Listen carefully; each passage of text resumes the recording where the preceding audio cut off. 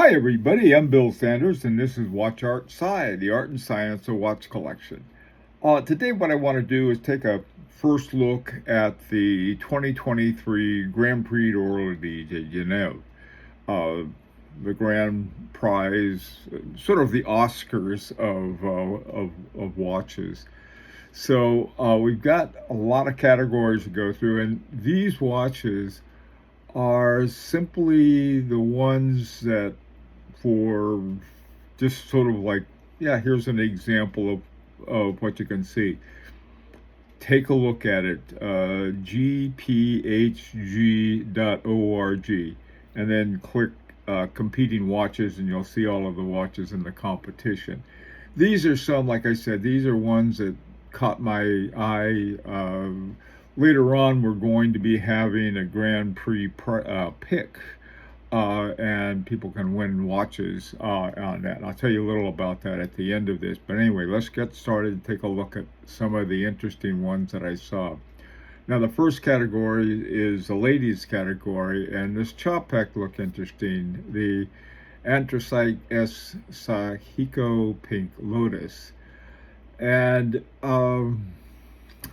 it looks very feminine, but at the same time, it's got a substantial strap on it or bracelet, along with a big enough dial to tell the time. The next one is Ladies Complications. This is Arctic Sunrise by Anderson Genève. And Benjamin Chi High Horology. I know Benjamin, and he's a great guy, and I am a great admirer of Anderson, Sven Anderson, who is behind Anderson Genève. And this is a woman's complication watch. It's a very interesting world timer with a 24-hour time in the middle of it. Very interesting watch. The men's watch, and again, by the way, these are just a sample of, they really have a really good competition this year, I think. Men's watch, okay, I'm going to say this, Exidet Rexepi. Now, this is Rex Rexepi's brother, and Rex Rexepi has won a whole bunch of these. His stuff is just magnificent. His brother's watch looks pretty interesting too. So that'll be sort of a family of watchmakers. Men's complication, again, here's another category with a whole lot of really interesting watches. This was by Anton Suhanov, called the Racer Retro. This is a very interesting looking watch. It's sort of the Clos de Paris kind of hobnailed, and then they have the retrogrades. There's really a lot of stuff going on. The iconic watch is a category I still have no idea. I mean, this is, to me, the run out of ideas category. Breitling Navitimer B01, very much of an iconic watch from Breitling. Now, this next one, Hotulence, this Tourbillon. Reason I mentioned Hotulence, this year I didn't see any watches by H. Moser at Compagnie, but they own Hotulence, and there are two Hotulence watches in the competition. This is one of them in the Tourbillon category. The calendar and astronomy category is another one that has a huge number of really excellent watches. The one I picked was, I mean, just, and again, like, caught my eye, is the one by Philippe Pikulik, Moon Phase 1.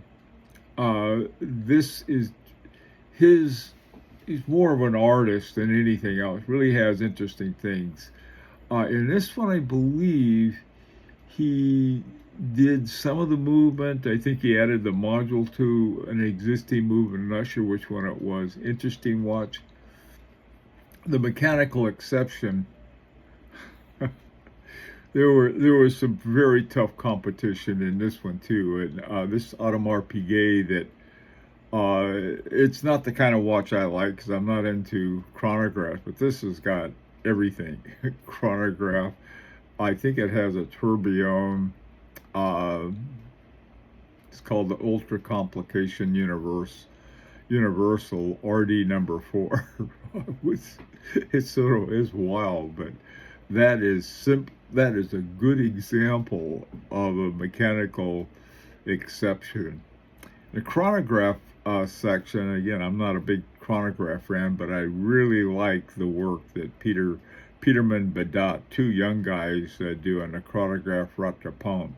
There were some other ones in there that I liked a lot too. One I think by Parmigiani, another by I forgot who else, but there are a lot of them in that category, and I'm not a chronograph fan, so. Sports watch. Okay. Here is one by Gronfeld, 1969, Delta Works. Now, last year when we had our watch in there, we got accused of putting sort of a bully in the petite aiguille category. I don't know, in sports watch. This watch is, this is way above. It's sort of like putting a NFL player on a Pop Warner team. This thing is wonderful watch, but in sports, it's a tough one.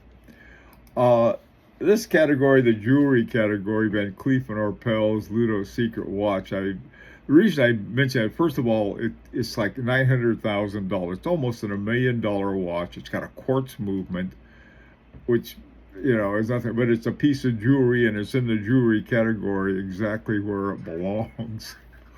And I learned one of the things I learned in the Grand Prix: you never bet against Van Cleef and Arpels. It's really an amazing watch. In the artistic crafts, Fabergé has one called the Mackie E Tiger limited edition watch. The artistic crafts has a lot of really very nice watches. I mean, a lot of different kinds of ones that I think you'll find interesting.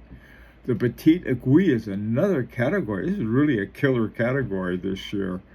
The Christopher Ward London C1 Bel Canto. This is one I know that is extremely popular with a lot of guys, but I tell you, if you look at the petite aiguille category, you find so many great watches. That's going to be a tough one. Same is true of the challenge category. This one is the Studio Underdog Watermelon Perpetual limited edition. This is another one of those tough watches. It's really a nice one, and it's got a good, it's one of those that picks out. But the competition this year in challenge is really big. The final one is the mechanical watch category, one I never really cared about one way or the other. I was going to put the Van Cleef and Arpels won it last year, and the one they have in this year will probably win it again, but I thought, well, I'll put in something different. This one by Maison Alcy, Percy Azul. Sort of a cool looking watch. Looks like a coffee grinder, but that's okay. So a lot of things. Now, the last thing I want to say is we have a contest every year. We've had this contest since 2018, and in it is called the Grand Prix Picks. We have a Facebook page called the Grand Prix Picks. Now, it's going to be a couple days before it's ready because I'm still working on it. But what we do is that people enter the contest, and they simply pick the ones they think are going to be winners. Now, and then we have 3 prizes. One for the most correct for the first one is for the nominations. Second is and this is a grand prize for us, is the one who is able to pick the most winners of the Grand Prix. And the third is for the one who picks the grand prize winner. I think it's called Aiguille d'Or, the golden arm or the golden hand for that. Now, this is something very special this year. One of the contestants in the challenge category, this watch is by Dumouriez. I don't know if I said it right, but and it's, to me, it's a beautiful watch, and it very much fits into the challenge category. Totally Swiss made, blued hands, salmon dial. This has got a good shot at winning it too, but it's also our prize for the for whoever enters it and wins the most correct picks in the Grand Prix picks. I'll be having an announcement when that is totally ready in the next couple of days.